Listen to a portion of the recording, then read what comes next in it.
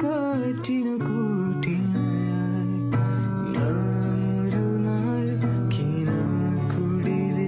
Everyone, welcome back to my channel. ഇന്നത്തെ ഒരു video എന്താണെന്ന് വെച്ചാൽ ഒരു ഈവനിങ് റുട്ടീൻ അല്ലെങ്കിൽ ഒരു ഈവനിങ് വ്ളോഗൊക്കെ ആയിട്ടാണ് വന്നിട്ടുള്ളത്. എനിക്കിങ്ങനെ വൈകുന്നേരം ഓരോ റീൽസ് ഇങ്ങനെ സ്ക്രോൾ ചെയ്തുകൊണ്ടിരിക്കുമ്പോഴാണ് ഒരു പാസ്ത ഉണ്ടാക്കിയല്ലോ തോന്നുന്നത്. ഇപ്പോൾ വീട്ടിൽ പാസ്ത ഇരിപ്പുണ്ടായിരുന്നു, നമ്മൾ കഴിഞ്ഞ പ്രാവശ്യം ഷോപ്പിങ്ങിന് പോയപ്പോൾ വാങ്ങിയിരുന്നത്. അപ്പോൾ ഞാൻ പുറത്ത് പോയിട്ട് ചീസും പാലൊക്കെ വാങ്ങി വന്ന് എൻ്റെ ചെറിയ അനിയത്തിനെയും കൂട്ടിയിട്ട് കേട്ടോ. അങ്ങനെ നമ്മൾ വീട്ടിൽ വന്നിട്ട് ഉണ്ടാക്കുകയാണ്. ഇന്ന് ഷെഫ് ഞാനാണ് കേട്ടോ പാസ്ത ഉണ്ടാക്കാനുള്ളത്. അങ്ങനെ പിന്നെ ഞാൻ വെള്ളമൊക്കെ തിളപ്പിച്ച് പാസ്ത ഒക്കെ ബോയിൽ ചെയ്തെടുത്തിട്ടുണ്ടായിരുന്നു. പിന്നെ ഞാൻ അതിൻ്റെ വെള്ളമൊക്കെ സ്ട്രെയിൻ ചെയ്ത് കളയാണ്. ഞാനിതിൽ പാസ്തൻ്റെ റെസിപ്പിയും കൂടെ ഇൻക്ലൂഡ് ചെയ്യാമെന്ന് വിചാരിച്ചിട്ടു.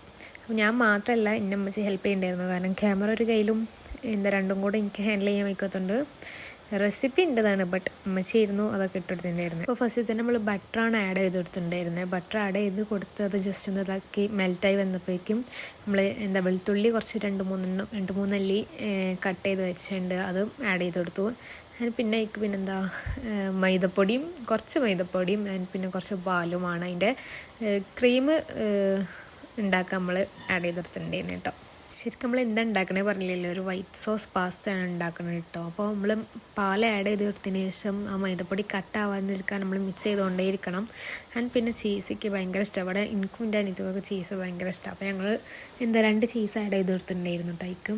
എന്തൊക്കെ ആഡ് ചെയ്യുമ്പോൾ ശ്രദ്ധിക്കേണ്ട ഒരു കാര്യം, ഫ്ലെയിം എപ്പോഴും കുറച്ചിടണം. പിന്നെ ചീസ് ആഡ് ചെയ്തതിന് ശേഷം നമ്മൾ സോൾട്ടും ചില്ലി ഫ്ലേക്സും ഒറിഗാനൊക്കെ ആഡ് ചെയ്ത് കൊടുത്തിട്ടുണ്ടായിരുന്നു. സത്യം പറഞ്ഞാൽ ഒറിഗാനോ ഇട്ടത് കുറച്ച് കൂടിയിട്ടുണ്ടായിരുന്നു, പക്ഷെ നമ്മൾ ഇടുമ്പോൾ കുറച്ചെല്ലാം മിനിമലായിട്ട് ഇടണം. അതതിൻ്റെ ഓപ്പൺ ആക്കിയപ്പോൾ അങ്ങോട്ട് കുറച്ച് കൂടിപ്പോയി.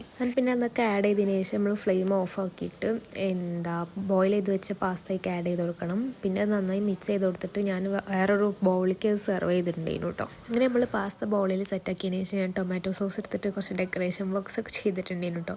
പിന്നെ 2 കൊറിയാൻഡർ ലീവ്സ് എടുത്തിട്ട് അതിൻ്റെ നടുക്ക് ഒരു ഭംഗിക്ക് വേണ്ടി വെച്ചെടുത്തിട്ടുണ്ടായിരുന്നു, കുറച്ച് എസ്തെറ്റിക് ലുക്കൊക്കെ കിട്ടാൻ വേണ്ടിയിട്ട്. പിന്നെ ഒക്കെ സെർവ് ചെയ്തതിന് ശേഷം പിന്നെ നമ്മൾ കുറച്ച് ഫോട്ടോസും വീഡിയോസൊക്കെ എടുക്കുകയാണ്. ഇത് പിന്നെ ഒരാളുടെ റിയാക്ഷനാണ്, പക്ഷേ റിയാക്ഷൻ എടുക്കാൻ പറ്റില്ല, എല്ലാവരും നല്ല വെട്ടി വീഴങ്ങലേനു കേട്ടോ. പിന്നെ അതൊക്കെ കഴിച്ചതിന് ശേഷം ഞാൻ നിസ്കാരവും കാര്യങ്ങളൊക്കെ കഴിഞ്ഞ ശേഷം എനിക്കൊരു വർക്ക് ഉണ്ടായിരുന്നു. ഒന്ന് എൻ്റെ ഫ്രണ്ടിന് ഗിഫ്റ്റ് എടുക്കാൻ വേണ്ടിയിട്ട് ഞാൻ അതിൻ്റെ ഷോർട്സ് കുറച്ച് മുമ്പേ പോസ്റ്റ് ചെയ്തിട്ടുണ്ടായിരുന്നു കേട്ടോ. അപ്പോൾ ഹാമ്പർ ഒരു പ്രഗ്നൻസി ഗേളിന് വേണ്ടി ചെയ്യുന്നതാണ്. സോ ഞാൻ ആ ഹാമ്പർ സെറ്റാക്കായിരുന്നുണ്ടായിരുന്നു. നമ്മൾ ഉപ്പിലിട്ട കുറച്ച് ഐറ്റംസും മാങ്ങയും ക്യാരറ്റും അങ്ങനത്തെ കുറച്ച് ഐറ്റംസും പിന്നെ കുറച്ച് പഴയ നൊസ്റ്റാൾജിക് ഐറ്റംസും മിഠായിസൊക്കെയാണ് സെറ്റ് ചെയ്ത് കൊടുത്തിട്ടുണ്ടായിരുന്നത്. അങ്ങനെ ഞാൻ 2 ഹാമ്പേഴ്സിൽ വെച്ചിട്ടാണ് സെറ്റ് ചെയ്ത് കൊടുത്തിട്ടുണ്ടായിരുന്നത്. ഒന്നിൽ മെയിനായിട്ട് ഉപ്പിലിട്ട ഐറ്റംസും കുറച്ച് മിഠായിസും കുപ്പിയിലുള്ള കുറച്ച് ഇംലി മിഠായി അങ്ങനത്തെ എന്തൊക്കെയാണ്. പിന്നെ അടുത്തതിൽ കുറച്ച് ചോക്കി പുളിമുട്ടായി പുളിച്ചാറ് അങ്ങനത്തെ ടൈപ്പ് ഓഫ് ഐറ്റംസും അങ്ങനെ ഫുൾ പണ്ടത്തെ ടൈപ്പ് ഓഫ് മിഠായിസാണ് നമ്മൾ അറേഞ്ച് ചെയ്ത് കൊടുത്തിട്ടുണ്ടായിരുന്നത്. അങ്ങനെ 2 ഹാമ്പേഴ്സും സെറ്റ് ചെയ്യൽ കഴിഞ്ഞതിന് ശേഷം അതിൻ്റെ കുറച്ച് പിക്സും വീഡിയോസൊക്കെ എടുക്കുകയായിരുന്നു കേട്ടോ ഞാൻ.